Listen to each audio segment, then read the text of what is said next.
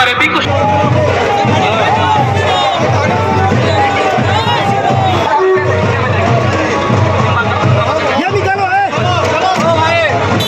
আমাদের র্যালি এক্ষুনি শুরু হবে আর র্যালিটা ভীমবাজার পর্যন্ত হবে।